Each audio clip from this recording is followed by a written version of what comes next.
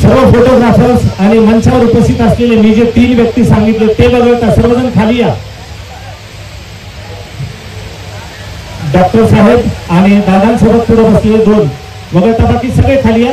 यापुढील सर्व सूत्र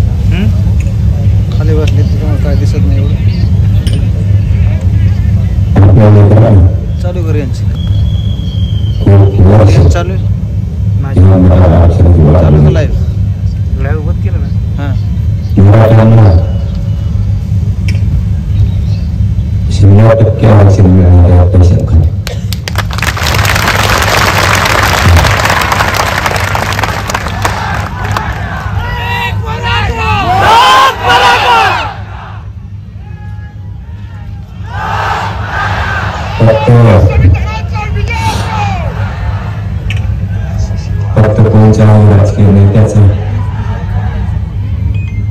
नायता आपली एकजूट फुटून घेऊ नका.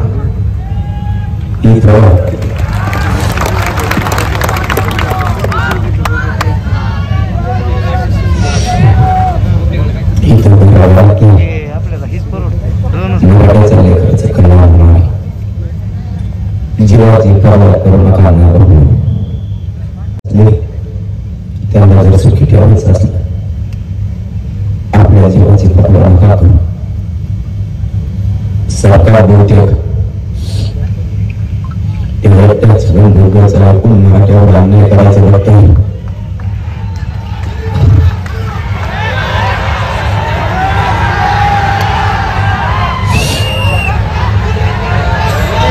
सरकार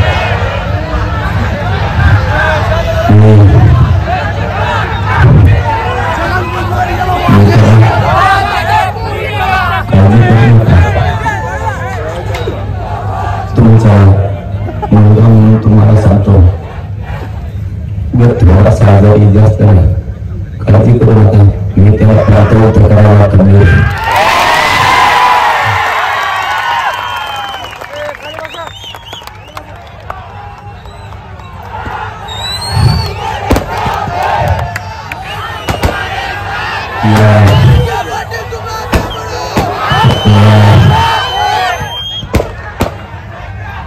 पहिले 17 दिवसाचं ऑपरेशन झालं आणि नंतर 9 दिवसाच झालं.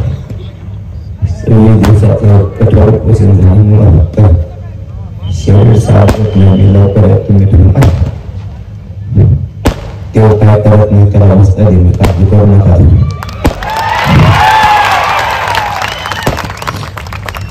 बहुतेक सरकार त्याचा आपण आपल्याला अन्याय करण्याचा अंदाज दिसतोय. सरकारनं 24 डिसेंबर पर्यंत आरक्षण देऊ म्हणून आणखी सरकारच्या हालचाली दिसत नाही आणि आपल्या महाराष्ट्रातले सगळे गुन्हे मागे घेऊन तेही आणखी घेतल्यात नाही. याचा अर्थ त्याचा दबाव सरकारवर दिसतोय. त्याच्या दबावाखाली सरकार मराठ्यावर जर अन्याय करणार असले तर मराठी ही सोपे नाही. एका प्रश्नाचा हिशोब घेतल्याशिवाय मराठी त्याला सोडणार नाही.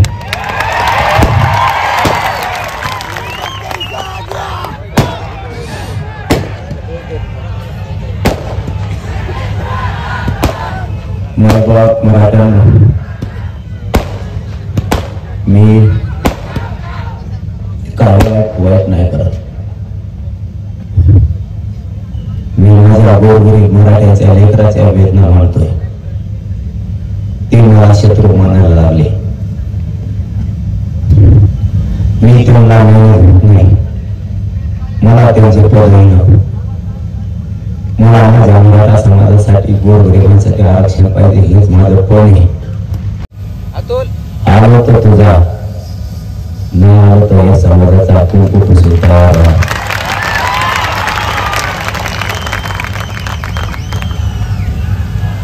कारण माझ्या मराठा समाजाच्या लेकरांना 70 वर्ष वेदना या आरक्षणासाठी भोगल्या आणि हा विजयाचा क्षण आता जवळ आला. 80% लढाई या मराठ्यांनी जिंकली सुद्धा.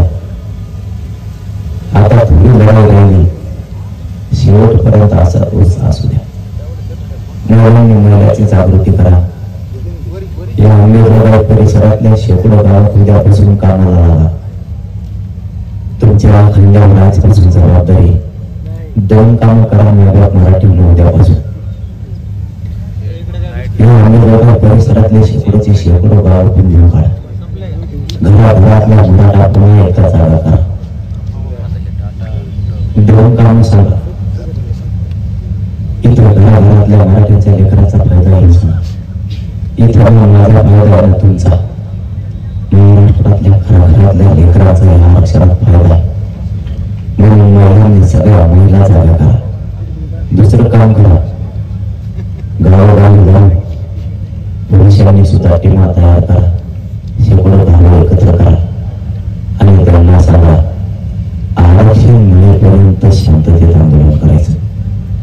या शांततेच्या आंदोलनात एवढी ताकद आहे की 70 वर्ष झालं हे आरक्षण निर्णयाच्या प्रक्रियेत येत नव्हतं, ते निर्णयाच्या प्रक्रियेत आहे. आज सरकारच्या टेबलवर फक्त आणि फक्त मराठा आरक्षणाचीच वेळ आहे. ही तुमच्या आलेखीचा विजय. जर सरकारने 24 डिसेंबर पर्यंत आरक्षण नाही दिलं तर मग मात्र जेव्हा केव्हा आंदोलन करायचं आपलं ठरवलं त्या टायमाला या आंबेजोगाई परिसरात 50 किलोमीटरवर मराठ्यांना उभारायला जागा राहिली पाहिजे एवढ्या ताकदीने जिंकला.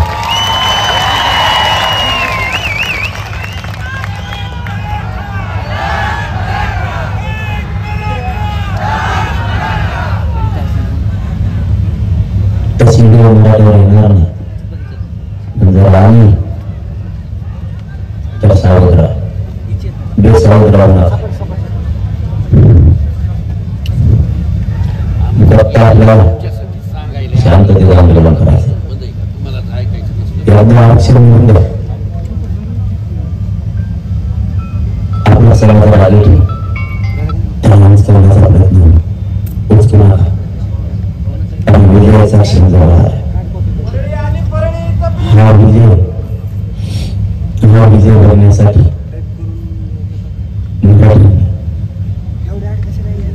साथ पिण्याला द्या. थोडं हुशारीने व्हावं. आपण छत्रपती शिवरायांच्या नावावर गणिमे गावा शिका. आपल्या लेकरांचं खूप राखण झालं. 70 वर्ष झालं आपल्या लेकरांना या आरक्षणाची वाट बघितली. 1% म्हटलं तर लेकरू घरापर्यंत रडत यायला लागलं. शेकडो मराठ्यांच्या पोरानं या मराठा आरक्षणासाठी आत्महत्या केल्या. आपल्याला त्यांचं बलिदान नाही विसरायचं. त्यांचं बलिदान नाही विसरायचं. आपल्याला त्यांचं स्वप्न पूर्ण करण्यासाठी आपल्याला झुंजायचं. झुंज सोडायचे नाही. आपल्याला नका. जसं तुम्ही ताकदीने शेतात काम करता त्या ताकदीने मराठा आरक्षण मिळवण्यासाठी सुद्धा काम करायचं. तुम्हाला पुन्हा एक गोष्ट सांगतो. तुम्ही त्या भेटण्याचं टेन्शन घेऊन आपल्याला आवडतो.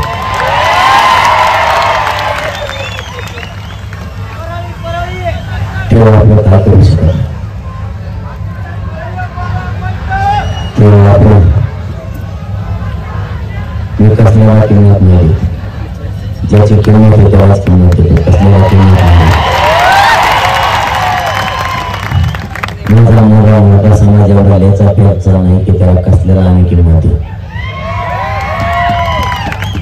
कोणाचे किती अहंकार त्यांना माहिती. आमचा संयम राहू द्या ही विनंती सरकारला सुद्धा आणि त्याची गंभीर सुद्धा आहे. बाकीच्या त्याच्या सोबतच्या नेत्याला दोष द्यायची गरज नाही. ते सगळे विचार आपल्याकडून आहे. त्यांच्या जातीचे बांधव सुद्धा आपल्या बाजूने हे एकटा फिरफिर करतोय. त्याची कशी जिरवायची हे आपण आरक्षण मिळाल्यावर जिरवू. त्याच्या सोबत जेवढे त्यांचा याच्यात काही दिवस नाही. त्यांचा समाज आपल्या सोबत आहे. ते नाही जाताना त्याच्या सोबत जातात. त्यांना काही बोलायची गरज नाही. फक्त माझं प्रामाणिक मत सरकारला एवढंच आहे.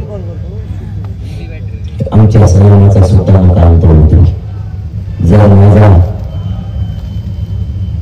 आणि माझ्या समाजाचा किती दिवस तुम्ही संयम बनणार. तुम्ही त्याचा ऐकून जर मराठा समाजाला अन्याय केला तुमचे मात्र खैर नाही हे तेवढंच खरं आहे.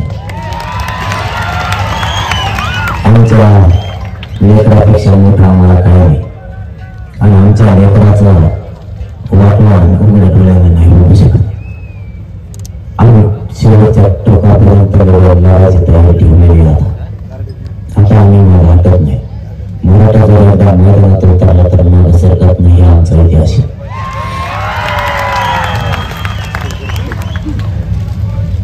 त्याची जर जातीयवाद निर्माण करून चांगली भडकवण्याची भाषा आहे तर आमची भाषा शांततेची.